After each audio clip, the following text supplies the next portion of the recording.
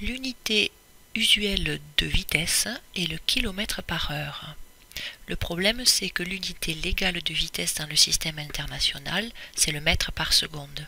Il y a donc des conversions à effectuer dans les deux sens. Nous allons nous pencher d'abord sur le passage du kilomètre-heure au mètre par seconde. Prenons le cas d'un véhicule qui avance à une vitesse de 45 km par heure. Ce véhicule parcourt donc une distance de 45 km en 1 heure. Vous pouvez écrire ce résultat sous la forme d'une fraction.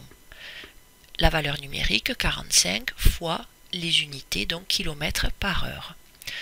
D'abord, nous allons nous intéresser à l'unité de distance, le kilomètre. Vous savez qu'un kilomètre vaut 1000 mètres. Donc, dans l'expression, nous reportons la valeur numérique et nous remplaçons l'unité kilomètre par son équivalent en mètres. Maintenant, intéressons-nous à l'unité de temps. 1 heure, vous savez que c'est égal à 3600 secondes. De la même façon, nous remplaçons dans la fraction l'unité par son équivalent en secondes. Regroupez toutes les valeurs numériques ensemble dans la même fraction, puis gardez les unités pour une autre fraction. Vous voyez que des simplifications peuvent être apportées. Il reste donc à taper à la calculette 450 divisé par 36 et vous obtenez 12,5, l'unité étant le mètre par seconde. Donc une vitesse de 45 km/h correspond à 12,5 mètres par seconde. Intéressons-nous maintenant au problème inverse, à savoir la conversion mètre par seconde en km/h. Cette fois-ci, la vitesse étant de 30 mètres par seconde, cela signifie que le véhicule parcourt 30 mètres en 1 seconde. Vous pouvez écrire cette information sous forme d'une fraction, 30 pour la partie numérique et mètres par seconde pour les unités. Traitons d'abord le cas de l'unité de distance, donc le mètre. Vous savez que 1 mètre est égal à 0,001 km. En puissance de 10, cela donne 10 puissance moins 3 km.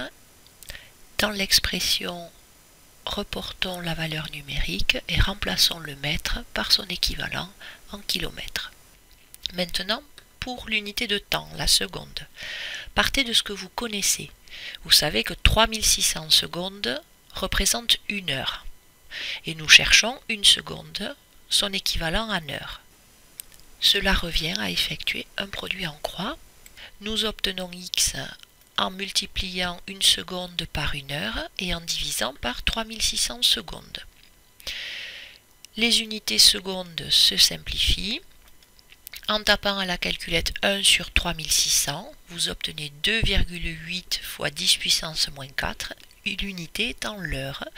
Effectivement, 1 seconde vaut environ 2,8 10 puissance moins 4 heures.